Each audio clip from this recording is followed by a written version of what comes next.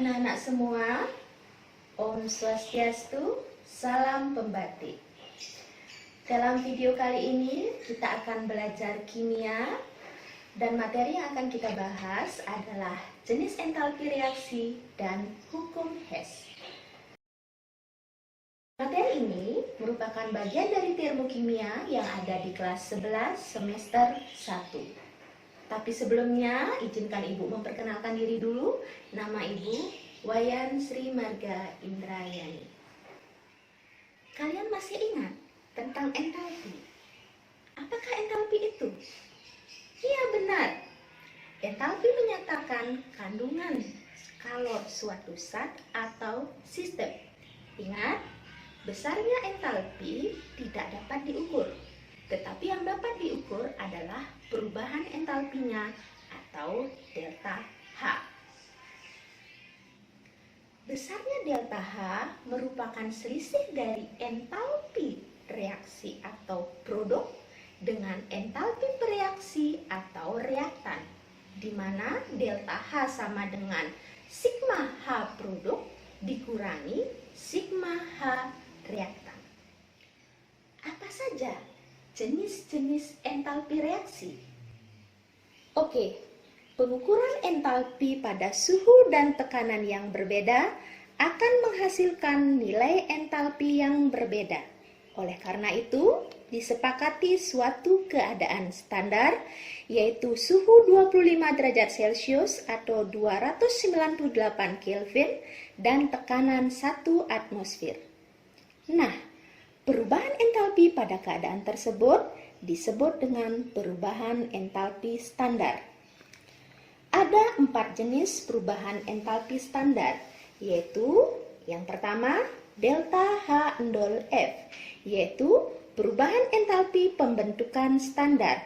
Yang kedua delta H0D, perubahan entalpi penguraian standar.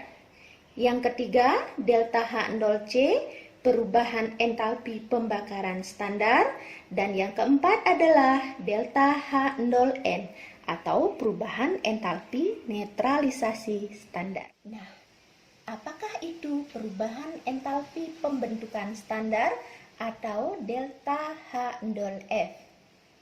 Iya, benar.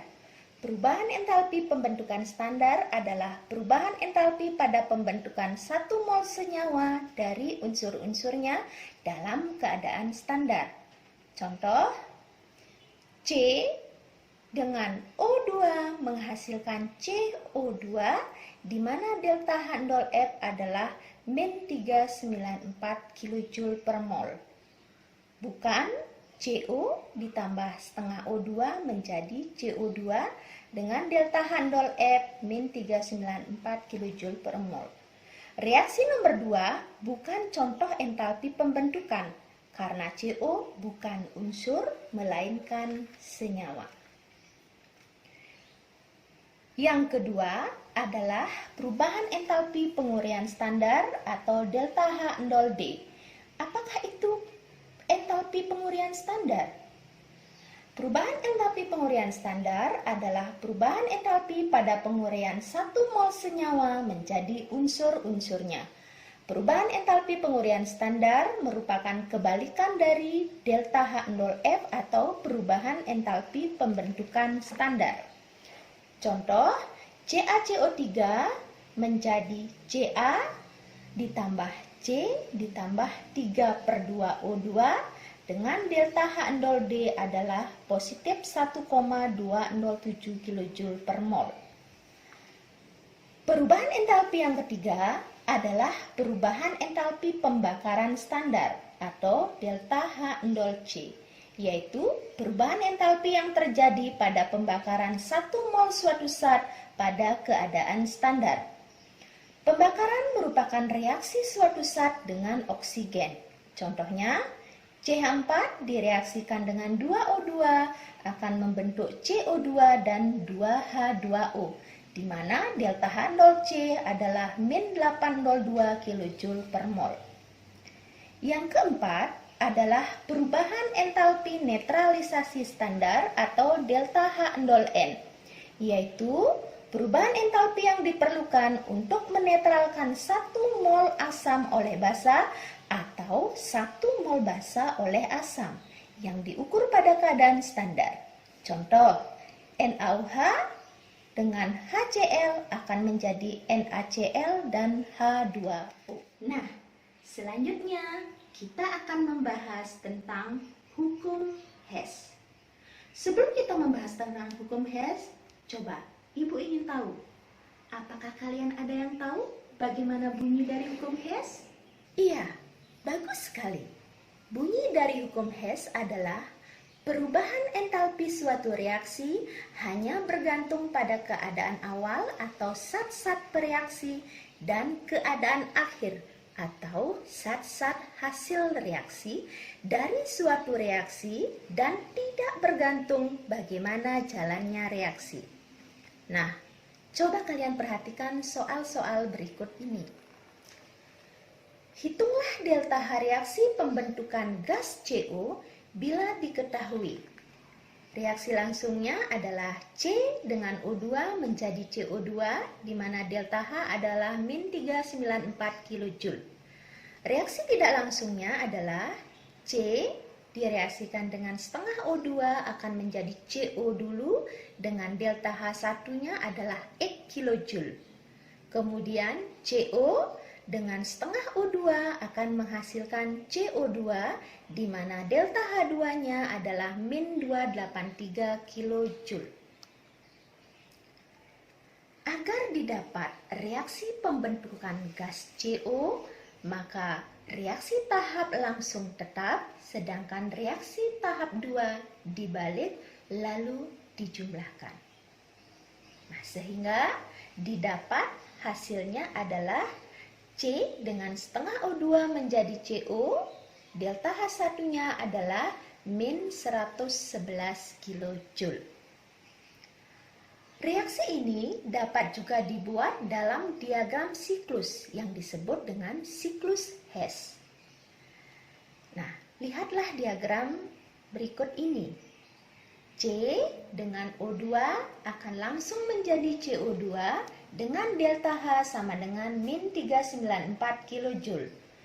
Kemudian tahap yang kedua, di mana C dengan O2 akan membentuk CO dulu dan setengah O2 dengan delta H1-nya adalah X kJ. Baru kemudian CO dan setengah O2 akan membentuk CO2 dengan delta H2 sama dengan min 283 kJ. Nah, menurut hukum Hess, delta H sama dengan delta H1 ditambah delta H2, maka didapatlah X sama dengan min 111 kJ. Dari siklus tersebut dapat pula dibuat diagram tingkat entalpinya atau sering pula disebut dengan diagram tingkat energi. C dengan O2 langsung menjadi CO2 dengan delta H sama dengan min 394 kJ. Atau membentuk CO dan setengah O2 dulu dengan delta H1 adalah min 111 kJ. Dari CO ditambah setengah O2 baru membentuk CO2 dengan delta H adalah min 283 kJ. Nah, untuk mencari delta H sama caranya, yaitu delta H1 ditambah dengan delta H2. Nah, anak-anak, itulah tadi pembelajaran tentang jenis entalpi reaksi dan hukum Hess. Ada 4 jenis entalpi, yaitu 1. Perubahan entalpi pembentukan standar. Yang kedua, perubahan entalpi penguraian standar. Yang ketiga, perubahan entalpi pembakaran standar. Dan perubahan entalpi netralisasi. Dan penentuan delta H reaksi dapat ditentukan dengan menggunakan hukum Hess. Nah, anak-anak, Demikianlah pembelajaran kita kali ini dan sampai jumpa pada video berikutnya. Om Santi, Santi, Santi, Om. Salam Pembatik.